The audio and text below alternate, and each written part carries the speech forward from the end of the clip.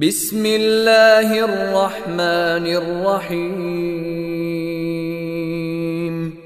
اقرأ باسم ربك الذي خلق خلق الإنسان من علق اقرأ وربك الأكرم الذي علم بالقلم. الحمد لله نحمده ونستعينه من يهدي الله فلا مضل له ومن يضلل فلا هادي له واشهد ان لا اله الا الله وحده لا شريك له واشهد ان محمدا عبده ورسوله اما بعد فقد قال الله تعالى في القران الكريم والفرقان المجيد يا ايها الناس اتقوا ربكم الذي خلقكم من نفس واحده وحرك منها زوجها وبث منهما رجالا كثيرا ونساء واتقوا الله الذي تساءلون به والارحام ان الله كان عليكم رقيبا يا ايها الذين امنوا اتقوا الله حق تقاته ولا تموتن الا وانتم مسلمون. பெருமதிப்பிற்கும் மரியாதைக்கும் உரிய எல்லாம் வல்ல அல்லாஹ்வின் நல்லடியார்களே, இந்த உலகத்தை படைத்து பராமரித்துக் கொண்டிருக்கின்ற இந்த ஏக இறைவனின் சாந்தியும் சமாதானம் ஒற்றா பெருங்கருணையும் பெருமான நபிகளாயும் ஸல்லல்லாஹு அலைஹி வஸல்லம் அவர்கள் மீதும் அவர்களின் குடும்பத்தார்கள் மீதும் அவர்களின் அடிச்சுவற்றைப்படி வாழ்ந்த உத்தம சத்திய சஹாபாக்கள் மீதும் இந்த உலகத்திற்கு உண்மை எடுத்துக்கூடிய இமாம்கள் மீதும் குறிப்பாக அமர்ந்திருக்கக்கூடிய நம் அனைவர்கள் மீதும் என்றென்றும் நிலவரமா என்று சொல்லி எனது உரையை ஆரம்பம் செய்கிறேன். கண்ணியமிக்க எல்லாம் அல்ல அல்லாஹ்வின் நல்லடியார்களே, அல்லாஹ் ஜல்ல ஷானஹு தஆலா 6வது அத்தியாயம் 163வது வசனத்திலிருந்து 162 163 ஆகிய இரு வசனங்களில் அல்லாஹ் சொல்லி காட்டுகின்றான். குல் இன்ன ஸலாத்த வ நுஸுகி வல் மஹ்யா வல் மமாத்தி லில்லாஹி ரப்பில் ஆலமீன். இந்த வசனத்தில் அல்லாஹ் என்ன சொல்கிறான்னா, எனது தொழுகை, எனது வணக்க முறை, எனது வாழ்வு, எனது மரணம், இவை அனைத்தும் அகில இறைவங்களாகிய அல்லாஹ்வுக்கே என்று ஒரு முஸ்லீம் என்ன செய்வார், சொல்லுவார், தன்னை அர்ப்பணித்துக் கொள்வார் என்பதை இறைவன் இந்த வசனத்தில் சொல்லி காட்டினார். அப்போ இந்த வசனத்தில் இறைவன் எடுக்கக்கூடிய பாடம் என்ன அப்படின்னு பார்த்தீங்கன்னா, ஒரு முஸ்லீமுடைய பண்பு எப்படி இருக்கணும் அப்படின்னு கேட்கிறத அழகான ஒரு பாடமாக அல்லாஹ் சொல்லி காட்டுறான். ஒரு முஸ்லீம் என்றால் மூமின் வேறு. மூமின் என்பது அல்லாஹ்வுடைய வார்த்தையில், முஸ்லீம் என்பது வேறு, மூமின் என்பது வேறு. மூமின் என்றால் அல்லாஹ்வை மட்டும் ஏற்றுக்கொண்டு இருக்கக்கூடியவர்கள், அல்லாஹ்வை மட்டும் வணங்கக்கூடிய, யா அய்யுஹல்லதீன ஆமனூ, நம்பிக்கை கொண்டவர்களே என்பதை அல்லாஹ் தனியாக அழைப்பான். இந்த இடத்துல அல்லாஹ் என்ன சொல்கிறான் அப்படின்னா, முஸ்லீம்கள் அப்படிங்கிறான். அப்போ முஸ்லீம்கள் என்றால் நம்ம அல்லாஹ்வை மட்டும் இல்லாமல் ஒட்டுமொத்தமாக அல்லாஹ் சொல்லுவாங்க. முஸ்லீம்களாக இருக்கிறாங்கள அவங்க எல்லாத்தையும் அல்லாஹ் குறிப்பிட்டு சொல்கிறான்.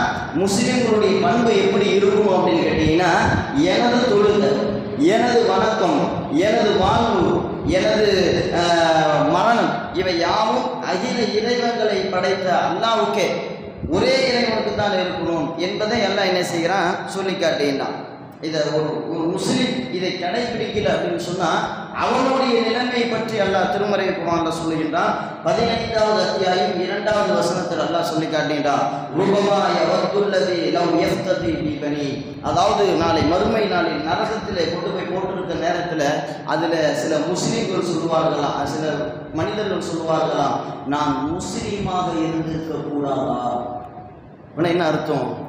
நான் நரகத்துக்கு வந்துட்டேன், நான் முஸ்லீமாவது இருந்திருக்க கூடாதா, என்னை இந்த நரகத்துக்கு தள்ளிவிட்டது என்று அவருடைய வாக்கு மூலமாக இருக்கும் என்பதை அல்லாஹ் சொல்லி காட்டினார். அப்போ இதையெல்லாம் சொல்லிட்டு ஒரு முஸ்லீமுடைய பண்பு என்ன என்பதை எல்லாம் சொல்லி காட்டினார். நான் அல்லாஹ்வுக்காக தான் சொல்லுவேன், என்னுடைய வணக்கம் அல்லாஹ்வுக்காக தான் இருக்கணும், எல்லாமே அல்லாஹ்வுக்காக இருக்கக்கூடிய நான் என்னிடத்தில் என்ன பண்பு இருக்கணும் அதையும் அல்லாஹ் சொல்லி காட்டினான். என்ன சொல்றான்? 41வது அத்தியாயம் 33வது வசனத்தில் சொல்லி காட்டுகிறான். வமன் அஹ்ஸனு மிம்மன் தாஅ இலல்லாஹி வஅமில ஸாலிஹன் வகால இன்னி மினல் முஸ்லிமீன். அல்லாஹ்வை நோக்கி மக்களை அழைத்து பிறகு முஸ்லிம் என்று சொல்வானே, அவனை விட அந்த சொல்லுக்கு சொந்தக்காரன் யார் என்பதை அல்லாஹ் கேட்கிறான். அப்போ இந்த வசனத்தில் அல்லாஹ் சொல்லக்கூடிய பண்பு என்னன்னா, ஒரு முஸ்லிமுடைய பண்பு எப்படி இருக்கும்? முஸ்லிம்னா யார்?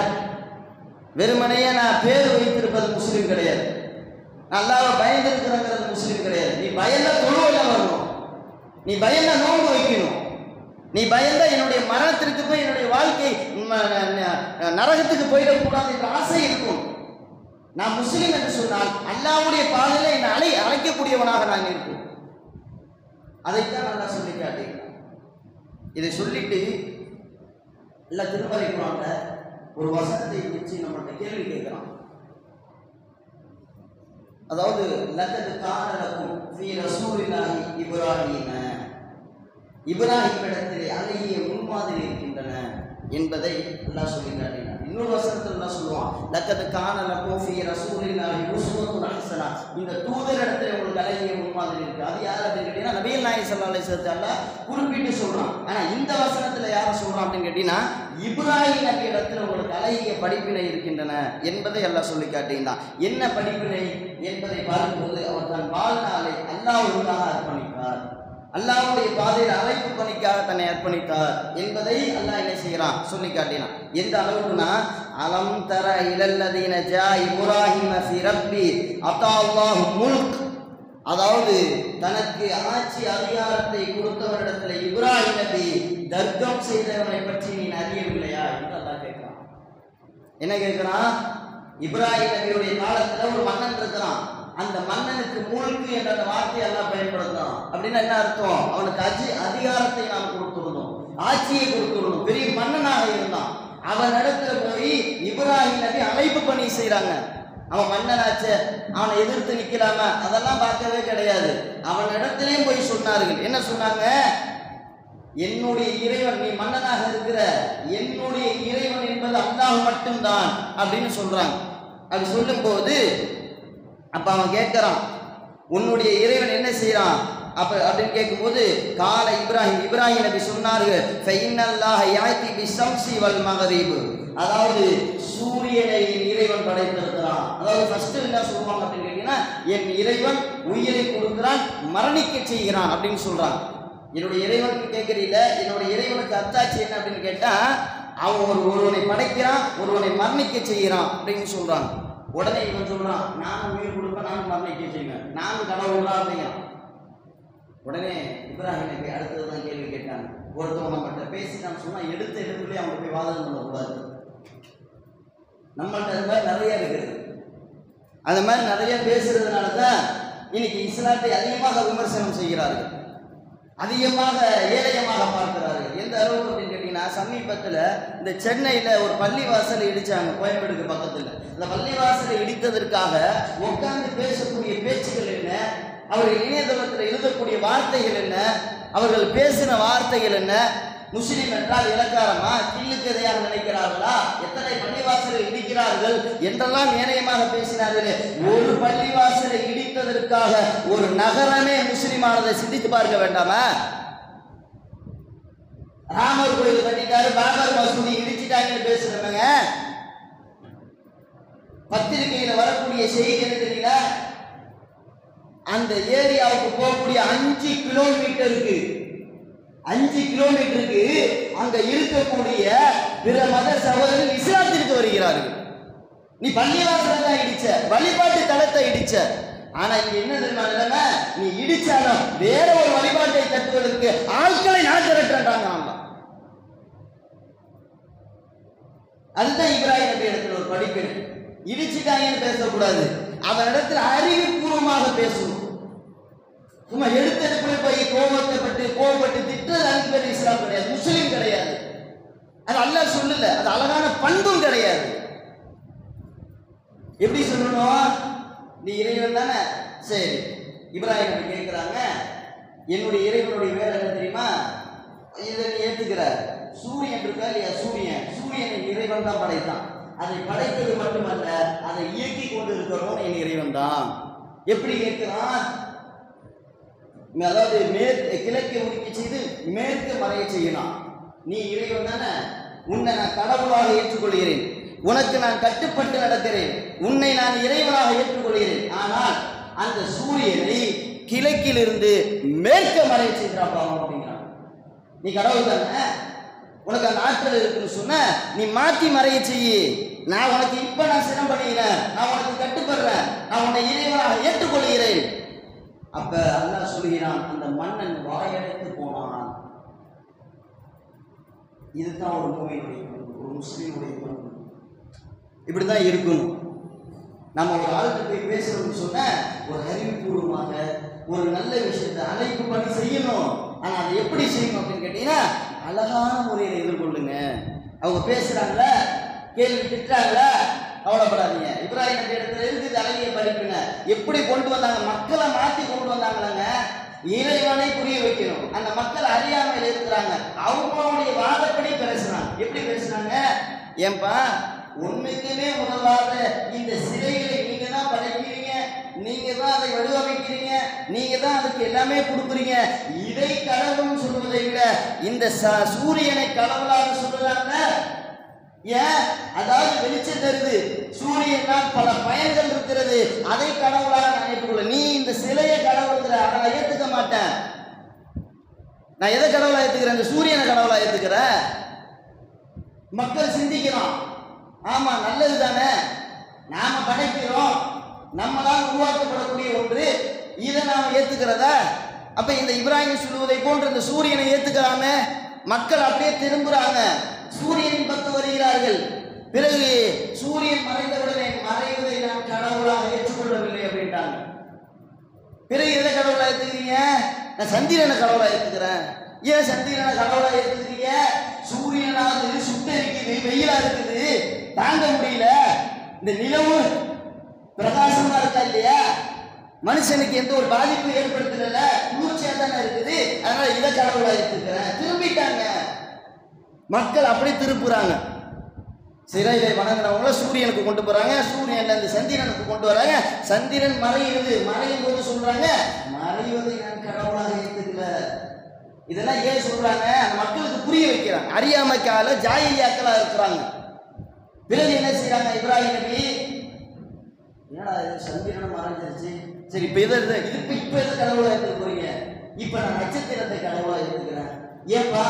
அதாவது மின் விளக்கு மாதிரி இருக்கா இல்லையா, வீட்டுக்கு அலங்கரிக்கிறதை போன்று வானத்தை அலங்கரிக்கிறதா இல்லையா, பகலில் அதை மறையும் போது இப்ராஹிம் நபி சொன்னார்கள், இதையும் நான் கடவுளாக ஏற்றுக்கொள்ளவில்லை. மக்கள் கேட்கிறாங்க, எதைத்தான் நீ கடவுளா ஏற்றுக்கிற? அப்பதான் இப்ராஹிம் நபி சொன்னார்கள், இதையெல்லாம் யார் படைத்தானோ அந்த இறைவனை நான் கடவுளாக ஏற்றுக்கிறேன்டா. இதெல்லாம் ஒருத்தன் படைச்சிருப்பாங்க, இதை கடவுளா ஏற்றுக்கொள்வதை விட இதை படைத்த இறைவனை கடவுளாக ஏற்றுக்கொள் என்று சொல்லி தன்னுடைய மக்களுக்கு அழைப்பு பண்ணி கொடுத்தார். அறிவுபூர்வமா சிந்திச்சாங்க, மக்கள் இடத்துல சொன்னாங்க. ஆனா நாம இன்னைக்கு நம்மளுடைய நிலைமை எடுத்து பாருங்க. இன்னொரு நபியுடைய வரலாறு அல்ல திருமலை குர்ஆன்ல சொல்லி காட்டுகின்றான். எந்த வரலாறு அப்படின்னு கேட்டீங்கன்னா 56வது அத்தியாயம். அந்த அத்தியாயத்துக்கு பேரு நூஹ் நபியுடைய வரலாறு அல்ல என்ன செய்யலாம் சொல்லி காட்டுகிறான். 76வது அத்தியாயம் சூரத்துல் நூஹ் என்ற அந்த அத்தியாயத்தில் அல்லாஹ் சொல்லுவான், தன்னுடைய சமுதாயத்திற்கு நூஹ் நபி என்ன செய்தார்கள்? பிரச்சாரம் செய்கிறார்கள். அந்த பிரச்சாரத்தை எல்லாம் குர்ஆனிலே சொல்லி காட்டி விட்டு சொல்றான், கால ரப்பி இன்னி தாவூதுக்கு கௌமன் லைல வன் நஹாரா, என் இறைவா என்னுடைய சமூகத்தை நான் இரவிலும் அழைத்தேன், பகலிலும் அழைத்தேன். என்னுடைய அழைப்பு அவர்களுக்கு வெறுப்பை தவிர வேறு எதையுமே அதிகரிக்கவில்லை. போய் சொன்னேன், எத்தனை வருஷம் சொன்னாங்க. இன்னைக்கு நம்ம போய் கூப்பிடும்போது நம்ம சொல்றோம், நாங்கள் அழைப்பு பண்ணி செய்வோம், மக்கள்கிட்ட போய் சொல்லுவோம். இந்த ஊர்லயே எத்தனையோ பேர் விளங்காமல் இருக்கிறாங்க, புரியாமல் இருக்கிறாங்க, நம்மளை திட்டுறாங்க. எதனால திட்டுறாங்க? நிறைய பேர் திட்டுறாங்க. ஏன் திட்டுறாங்க? கொஞ்ச நேரம் யோசிச்சு பார்த்தோமா? கோபம் மட்டும் பருவம் உனக்கு தெரியாத அறிவு இல்லையா? இதெல்லாம் கேட்கிறோமே, இதை எதை வச்சு கேட்கிறோம்? உலக விஷயத்துல இந்த மாதிரி இருக்கிறியா? ஒரு சட்டை வாங்குற, அந்த சட்டை வந்து இந்த ஓட்டை விட ராமராஜ் நல்லா இருக்குன்னு சொன்ன, போய் பார்க்குறீங்க, படிக்கிறீங்க, சிந்திக்கிறீங்க. அப்ப அல்லாவை பத்தி சிந்திக்கும் போது ஏன் ஏற்றுக்க மாட்டேங்கிற? கோபமா இருக்கிறாங்க. இதுக்கு வேலையே கிடையாது. அல்ல நூஹ் நபி எப்படி சொல்லி காட்டுறான், இந்த உலகத்திலே அவர் வாழ்ந்தார் எத்தனை வருஷம் தெரியுதா?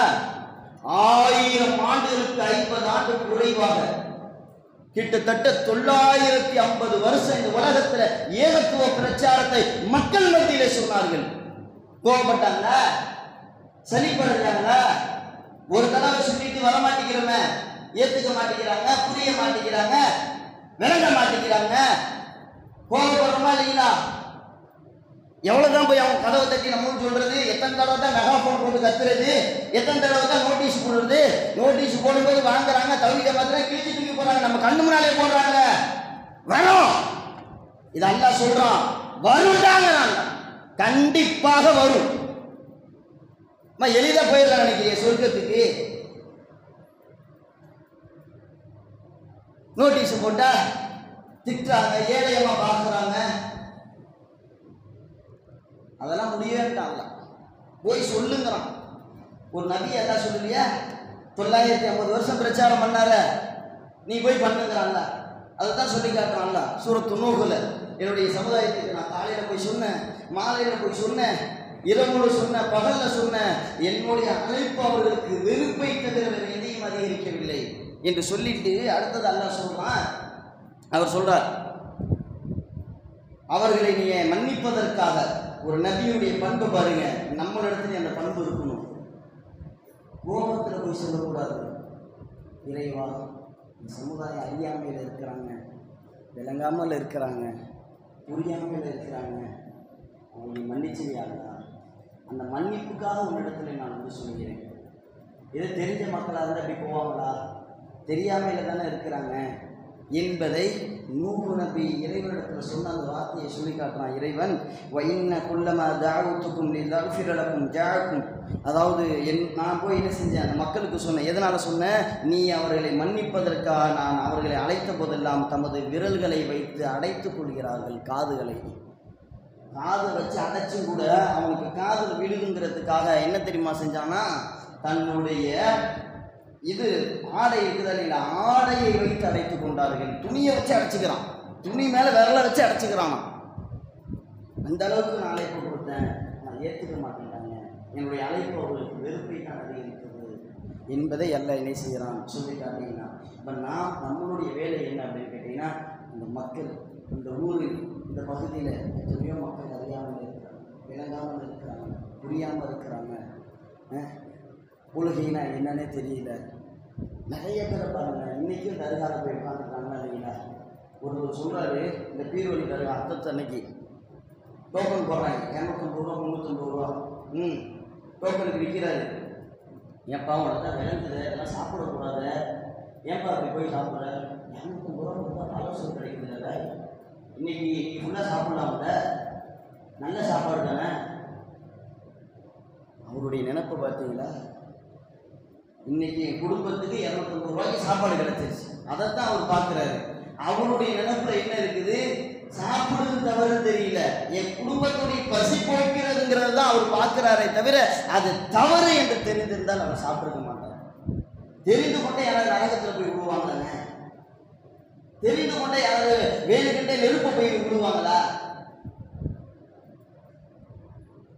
யாரும் விட மாட்டாங்க, தெரியாம தான் இருக்கிறாங்க. அல்லாஹ் குர்ஆன்ல நம்மளை பற்றி நமக்கு ஒரு எச்சரிக்கையா சொல்லி காட்டுகிறான் தெரியுங்களா? 67வது அத்தியாயத்தில் சூரத்துல் முல்க் என்ற அந்த அத்தியாயத்தில் அல்லாஹ் படித்து காட்டுறான். என்ன தெரியுங்களா?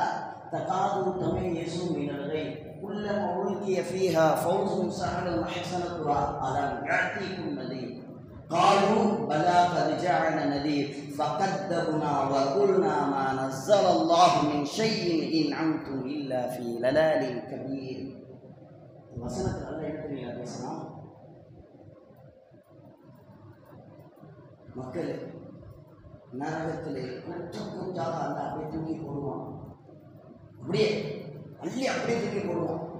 அப்படி போடக்கூடிய நேரத்தில் அந்த மக்கள் இறைவனிடத்தில் அப்படியே கத்துவார்கள், கதறுவார்கள், இறைவா என்னை விட்டுவிடு இல்லா யாழ்லா, என்னுடைய வேதனையை லேசாக்கியாள்லா, இந்த உலகத்தில் என் மீது கருணை காட்டியாளா, நரகத்தில் என் மீது கொஞ்சம் இறக்கை காட்டியாள்லா. கத்துவார்கள், கதறுவார்கள், கெஞ்சுவார்கள், கொஞ்சம் கூட இறக்கப்படணும். உடனே அந்த மக்கள் சொல்வார்களாம், நரகத்துடைய காவலாளிகள் இருக்கிறாங்களா இல்லையா, அவர்களிடத்தில் முறையிடுவார்கள். எங்களுடைய வேதனையை பார்த்தீர்களா, எங்களுடைய அதாபுகளை பார்த்தீர்களா, நாங்கள் படக்கூடிய துன்பத்தை பார்த்தீர்களா, கஷ்டத்தை பார்த்தீங்களா, எங்களுக்காக அல்லாவிடத்தில் கொஞ்சம் பரிவு பேசக்கூடாதா அப்படின்னு கேட்கக்கூடிய நேரத்தில் அந்த மக்கள் சொல்லுவார்கள், அந்த மலக்குமார்கள் சொல்லுவார்கள், இந்த பூமியில இந்த ஊரிலே நீ வசிக்கும் போது அச்சமூட்டி எச்சரிக்கை செய்யும் சமுதாயம் உன்னிடத்துல வந்தார்களா இல்லையா? வந்தாங்கல்ல, காலு நாம் வந்தார்கள் அவர்களை பொய்யென சொன்னோம், அலட்சியப்படுத்தினோம், பொதுபோக்காக ஏற்றுக்கொண்டோம் என்று அந்த நரகவாசிகள் வாக்குமூலம் கொடுப்பார்களாம். இதில் 2 படிப்பினை அல்லாஹ் சொல்லி காட்டினான். ஒன்று, விளங்காமல் அந்த மக்கள் போய் வேறு விட என்ன செஞ்சாங்க, ஏற்றுக்காம போய் விழுந்தாங்க. இன்னொன்று என்ன தெரியுமா அல்லாஹ் சொல்றான், நீ போய் சொன்னாங்க, உன்கிட்ட வந்து சொன்னாங்களா இல்லையா கேட்கறோம். உன்கிட்ட வந்து சொன்னாங்கல்ல, அப்ப சொல்ல வேண்டிய கடமையில நம்ம இருக்கிறோமா இல்லைங்களா? அதெல்லாம் நம்ம சொல்லி கேட்ட இல்லையா? உனக்கு இந்த கொள்கையை கொடுத்துருக்கேன், இந்த மார்க்கத்தை கொடுத்துருக்கேன், நீ பின்பற்றி நடக்க வேண்டுமா அல்லது உன்னை சுற்றி இருக்கக்கூடியவர்கள் நடைமுறையில் இருக்க வேண்டுமா என்பதை அல்லாஹ் சொல்லிட்டு அல்லாஹ்வுடைய தூதரை பற்றி ஒரு விஷயத்தை அல்லாஹ் சொல்றான். அழைப்பு பணி செய்யக்கூடியவர்கள் நீங்கள் உங்களிடத்தில் என்ன பண்பு இருக்கணும் தெரியுமா? நபிகள் நாயகம் ஸல்லல்லாஹு அலைஹி வஸல்லம் அவர்கள் தன்னுடைய மக்களுக்கு அறிவுரை சொல்கிறார்கள். என்ன அறிவுரை தெரியுமா? உங்களோடு 40 ஆண்டு காலம் நான் பிரச்சாரம் செய்து வாழ்ந்திருக்கிறேன், என்னுடைய வாழ்க்கையில் ஏதாவது குறை இருக்கிறதா?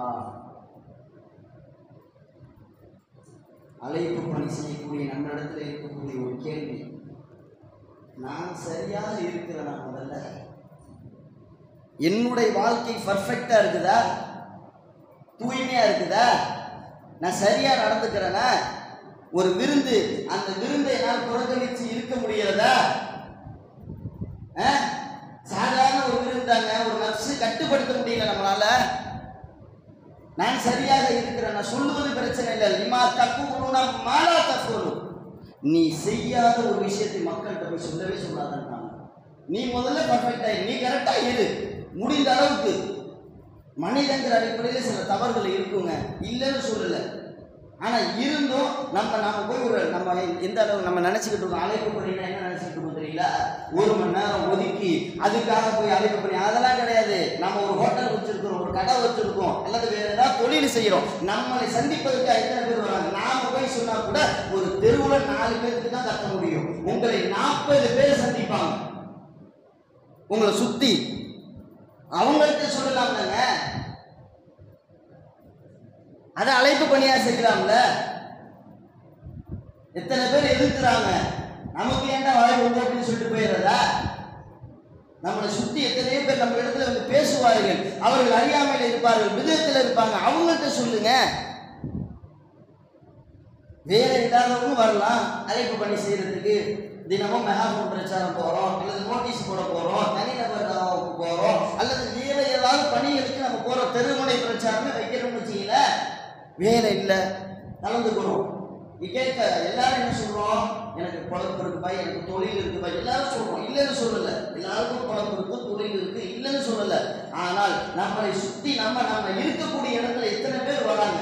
ஒரு நாளைக்கு ஒரு ஆள்கிட்ட பேசுறாங்க. அவர் தவறான வழிகேட்டில் இருக்காரா இல்லையா, தப்பான பாதையில் இருக்காரா இல்லையா, அதை சொல்லி புரிய வைக்கணுமா இல்லையா? ஆனா அதை சொல்லி புரிய வைக்கிறதுக்கு முன்னாடி முதல்ல நாம பர்ஃபெக்டா இருக்கணும், நாம கரெக்டா இருக்கணும். நாம கரெக்டா இருந்தா தான் நம்மளுடைய சொல்லக்கூடிய கருத்தங்க ஏற்றுக்கொள்ளப்படும். இவரே சரியில்லை, இவரே போய் சாப்பிட்றாரு, இவரே வந்து எல்லா காரியத்தையும் செய்யறாரு, இவர் சொன்ன சரியா இருக்கும், இவரே தொழுவுல, இவர் வந்து என்னத்த தொழுகையை சொல்றாரு, இவரே நோன்பு வைக்கல, இவர் என்னத்த நோன்பு சொல்றாரு? கேட்பாங்களா கேட்க மாட்டாங்களா? அப்ப நம்ம இடத்துல ஒன்று இருக்கிறோம். முதல்ல நாம் கரெக்டா இருக்கிறோமா? நம்மளுடைய கொள்கையில நாம சரியா இருக்கிறோமா? அல்லாஹ்வுக்கு கட்டு. அதான் நான் சொல்றேன், முஸ்லீம் என்றால் என்னுடைய தொழுகை, என்னுடைய வணக்கம் எல்லாமே அல்லாஹ்வுக்கு தான் இருக்கணும். அத்தியாயத்துல விரலா செய்கிறது, அது 1000 முரண்பாடுகள் வரட்டும். அந்த ஹதீஸ் சரியா இருந்தா அது பிரச்சனை இல்லை. இன்னைக்கு நிறைய பேர் இதுல இருக்கிறாங்க. அத்தியாயத்தில் விரலா செய்வதில் சில கருத்துகள் இருக்கிறது, 2 கருத்துகள் இருக்கு. அதுல எது சரியான கருத்து? 2மே கருத்து இருக்கிறது. வாயிலின் ஹுஜ்ரி என்ற அந்த நபித்தோடு சொல்லக்கூடிய கருத்து என்ன? 20 நாள் இதற்காக பயணம் செய்து நான் வந்தேன்றாரு, தங்குனேன் அப்படிங்கிறாரு. 20 வயசு இளைஞர். இதில் நாம கரெக்டா இருக்கிறோமா? தக்பீர் கட்டுறது அதுல கரெக்டா இருக்கிறோமா? நினைச்சு பாருங்க. யாரும் குறை சொல்வதற்காக இல்லை, நம்ம இடத்துல நாம் அழைப்பு பண்ணி செய்யக்கூடிய இடத்தில் இருக்கிறோம். அப்ப நாம் என்ன செய்ய வேண்டும்? ஒவ்வொருவரும் ஒரு அழைப்பாளர்கள் தான். அப்ப அந்த அழைப்பு பணியை சரியான முறையில் மக்களுக்கு செய்வதை விட நாம் முதலே அதை சரியாக செய்து கொண்டு பிற மக்களுக்கு எடுத்து சொல்லி மறுமையில் வெற்றி பெறக்கூடிய ஒரு பாக்கியத்தை வல்லரசமான அனைவருக்கும் தந்தல் முடியும் என்று சொல்லி எனது முதல் உரையை முடித்துக் கொள்கிறேன்.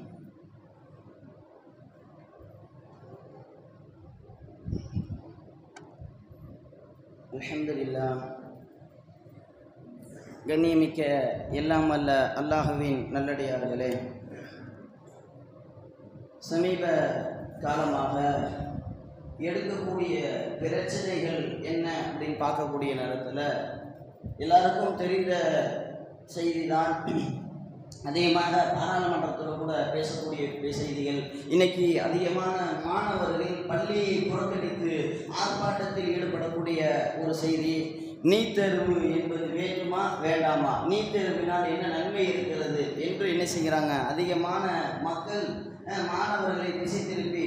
சமீபத்தில் கூட அந்த தென்காசி மாவட்டம், கடையநல்லூர் மாவட்டங்கள்லாம் அரசு பள்ளி காலேஜ் இல்லை, அரசாங்கத்தினால் நடத்தப்படக்கூடிய கல்லூரிகள் இல்லாத காரணத்தினால், கல்லூரினா ஸ்கூல் கிடையாது, காலேஜ் இல்லாத காரணத்தினால் அந்த மாணவர்களிடத்திலே மார்க் ரீதியான சில என்ன செய்கிறாங்க, ஃபீஸ்லாம் போடுறாங்க, அதிகமாக கட்டணங்களை வாங்குகிறார்கள் என்றெல்லாம் என்ன செய்கிறார்கள் பேசின செய்தியை பார்க்க முடியுது. இதனால் மாணவர்கள் ஆர்ப்பாட்டத்தில் இறங்கின காரணத்தினால் கல்லூரியை மூடிட்டாங்க. ஒரு வாரத்துக்கு கல்லூரி விடுமுறை என்றெல்லாம் என்ன செய்கிறது செய்தி வருகிறது. அப்போ இதிலிருந்து நாம் என்ன படிப்பினை பெறுவது, நம்மளுக்கு என்ன இந்த மெசேஜ் இருக்குது அப்படின்னு பார்த்தீங்கன்னா, அவன் நீட் தேர்வை கொண்டு வரல, இதே கொண்டு வரட்டும், படிக்கக்கூடிய பிள்ளை எங்கே போனாலும் படிச்சுக்குவோம்.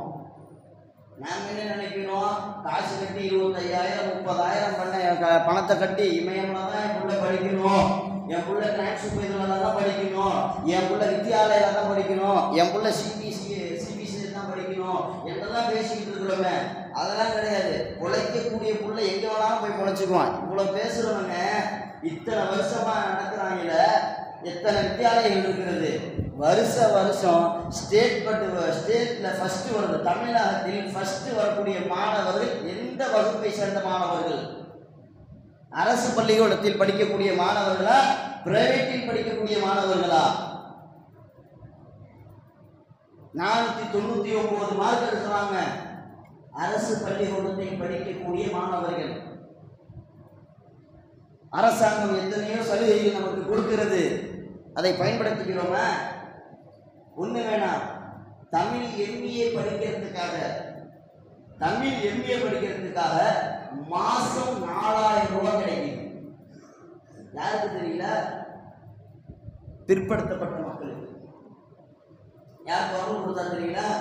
பாராளுமன்றத்தில் சு வெங்கடேசன் என்ற ஒரு எம்பியும் தமிழகத்தை சேர்ந்த தோல் திருமாவளவன் அவர்களும் என்ன செய்கிறாங்க, அதிகமாக குரல் கொடுத்தாங்க. இன்னைக்கு மாதம் 4,000 ரூபா எங்கே தெரியல கொடுக்குறாங்க.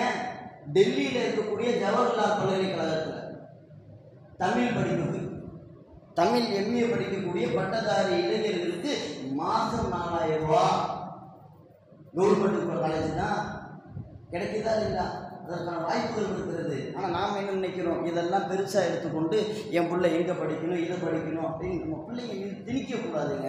முதல்ல அவங்களுக்கு அறிவை சொல்லிக்கணும். அதுக்கு தான் 2019 ஒரு ஜியோவை அனுப்பி வச்சாங்க மத்திய அரசாங்கத்தில். தெரியல, இந்த ஸ்கூலில் போய் நான் கேள்வி கேட்டேன், அந்த ஜியோ காப்பியை கொடுங்கன்ட்டு. 7 வயசுல தான் குழந்தைய சேர்க்கணும். ஏன் தெரியல? 7 வயசுல சேர்க்கக்கூடிய குழந்தைகளுக்கு தான் மூல வளர்ச்சி இருக்கிறது. மூல வளர்ச்சி கிடையாது, அந்த படிப்புக்கான அறிவு திறன் அந்த நேரத்தில் மேம்படுகிறது என்று சொல்லி அரசாங்கமே சொல்லியிருக்கிறாங்க. மத்திய அரசாங்கம் ஒரு ஜியோ அனுப்பியிருக்கிறாங்க, யூனியன் பிரதேசம் எல்லாத்துக்குமே டோட்டலாக அனுப்பியிருக்கிறாங்க. அப்போ நம்ம பிள்ளையை நம்ம என்ன செய்யக்கூடாது? நிறைய மாணவர்கள் வந்து சொல்லுவாங்க, இந்த மதரசாவில் எதை நம்ம எதுக்காக இதெல்லாம் சொல்கிறோம் அப்படின்னு கேட்டிங்கன்னா, உங்கள் பிள்ளையை நீங்கள் எந்த அளவுக்கு கொடுமைப்படுத்துறீங்கன்னு பாருங்கள்.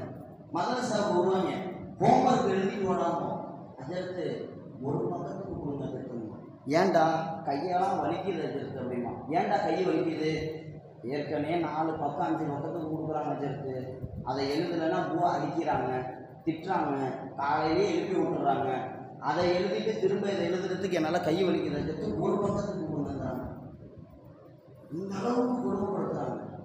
அவனை படிக்க வச்சு டியூஷனுக்கு போ. மதரசாவுக்கு வரக்கூடிய மாணவர்களுக்கே பார்த்தீங்கன்னா கண்டிஷன், என் பிள்ளை 5:30 மணிக்கு விட்டுருவீங்களா, 6 மணிக்கு விட்டுருவீங்களா, 6:15 விட்டுருவீங்களா? ஏங்க டியூஷனில் தனியாக அவனுக்கு ஸ்பெஷல் கிளாஸ் எடுக்கணுமா? அதனால் 7 மணிக்கு தான் அவன் அனுப்பு. 7 மணிக்கு அவன் வந்தான்னு சொன்னால் 10 மணிக்கு தான் வருவானா? ஏங்க 10 மணிக்கு வரான், அவனுக்கு அப்போ தான் கிளாஸ் எடுப்பாங்களா, அதுக்கு முன்னாடி எடுக்க மாட்டாங்களா? ஒரு கோரிக்கை வச்சு தான் நம்ம அனுப்புகிறோம்.